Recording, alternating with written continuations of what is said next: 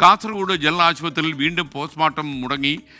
ഇന്ന് ഉച്ചയ്ക്ക് 12 മണിക്ക് എത്തിച്ച മൃതദേഹം പോസ്റ്റ്മോർട്ടം ചെയ്തു കൊടുത്തില്ല. പ്രതിഷേധിച്ചു ബന്ധുക്കൾ. അധികൃതർ മോർച്ചറി പൂട്ടി ഡ്യൂട്ടി അവസാനിപ്പിച്ച് പോയി എന്നാണ് ജനങ്ങളുടെ പരാതി. കാസർഗോഡ് ജനറൽ ആശുപത്രിയിൽ നിന്ന് അരുൺ പാറയ്ക്കൽ ചേരുകയാണ്. അരുൺ, യഥാർത്ഥത്തിൽ ഈ മോർച്ചറി നേരത്തെ പൂട്ടിക്കൊണ്ട് അവർ കടന്നു എന്ന് പറയുന്നതൊക്കെ വാസ്തവമാണോ?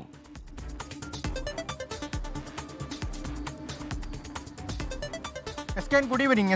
ഞാനിപ്പോൾ നിൽക്കുന്നത് കാസർഗോഡ് ജനറൽ ആശുപത്രിയിലാണ്. അതാ നമുക്ക് ദൃശ്യങ്ങൾ ആദ്യം ആ ബോർഡൊന്ന് ഞാൻ കാണിക്കാം. കാസർഗോഡ് ജനറൽ ആശുപത്രിയെ മെഡിക്കൽ കോളേജായി ഉയർത്താനുള്ള ഒരു സർക്കാരിൻ്റെ തീരുമാനം, അതിൻ്റെ ഭാഗമായാണ് ആ ബോർഡൊക്കെ സ്ഥാപിച്ചത്. പക്ഷേ ഇത് 3ാം തവണയാണ് ഇങ്ങനെ കാസർഗോഡ് ജില്ലയിൽ ഈ പോസ്റ്റ്മോർട്ടം മുടങ്ങുന്നത്. സംസ്ഥാനത്ത് തന്നെ 24 മണിക്കൂറും പോസ്റ്റ്മോർട്ടം സൗകര്യമുള്ള ഏക ആശുപത്രിയാണ് കാസർഗോഡ് ജനറൽ ആശുപത്രി.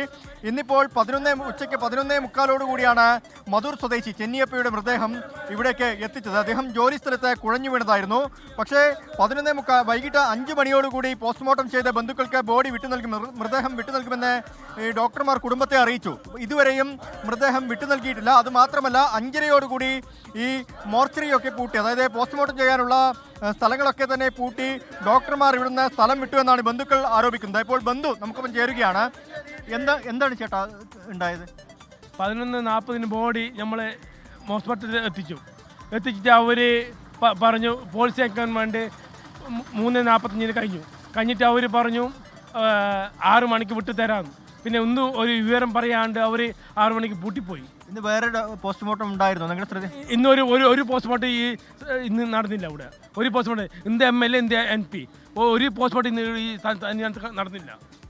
അതുതന്നെയാണ് 24 മണിക്കൂറും പോസ്റ്റ്മോർട്ടം സൗകര്യമുള്ള കാസർഗോഡ് ജനറൽ ആശുപത്രിയിൽ ഇന്നൊരു പോസ്റ്റ്മോർട്ടം നടന്നിട്ടില്ല. ഇപ്പോൾ ഈ ബന്ധുക്കൾക്ക് പിന്തുണയുമായി BJP പ്രവർത്തകർ ഇവിടേക്ക് എത്തിയിട്ടുണ്ട്. BJPയുടെ ജില്ലാ പ്രസിഡന്റ് ML അശ്വിനി ചേരുകയാണ്. ഇത് തുടർച്ചയായി കാസർഗോഡ് ജനറൽ ആശുപത്രിയിൽ പോസ്റ്റ്മോർട്ടം മുടങ്ങുന്ന ഒരു സാഹചര്യമുണ്ട്.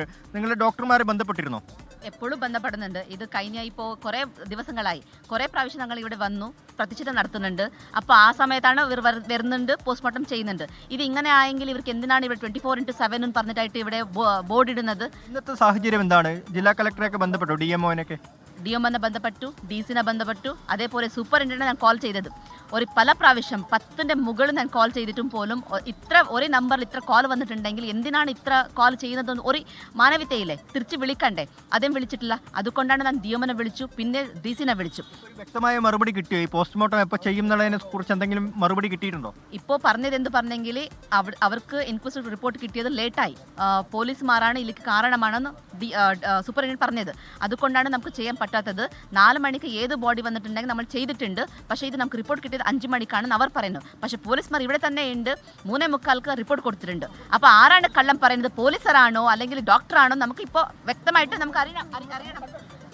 എന്തായാലും ഈ ആശുപത്രി അധികൃതരുമായി നമ്മൾ സംസാരിച്ചിരുന്നു, സൂപ്രണ്ടുമായും DMOയും ഒക്കെ സംസാരിച്ചിരുന്നു. ആ ഘട്ടത്തിൽ അവർ പറയുന്നത് അവർ വല്ലാത്ത നിസ്സഹായാവസ്ഥയിലാണ്. 24 മണിക്കൂറും പോസ്റ്റ്മോർട്ടം സൗകര്യമുള്ള ആശുപത്രിയിൽ 5 ഡോക്ടർമാരെങ്കിലും ഈ പോസ്റ്റ്മോർട്ടത്തിന് വേണം. പക്ഷേ നേരത്തെ, അതായത് 2 ആഴ്ച മുൻപ് 2 ഡോക്ടർ ഉണ്ടായിരുന്നു. അതിലൊരു ഡോക്ടർ സ്ഥലം മാറിപ്പോയി. ഇപ്പോൾ ഒരാൾ മാത്രമാണുള്ളത്. അതിൻ്റെ പരിമിതി ഉണ്ട് എന്നാണ് ഈ ആശുപത്രി അധികൃതർ പറയുന്നത്. ആരോഗ്യവകുപ്പിൽ നിന്നും നമുക്ക് ലഭിക്കുന്ന വിവരം. എന്തായാലും ഇപ്പോഴും ഈ പ്രതിഷേധം തുടരുകയാണ്. പ്രതിഷേധക്കാർ സംഘടിച്ചെത്തുകയാണ്.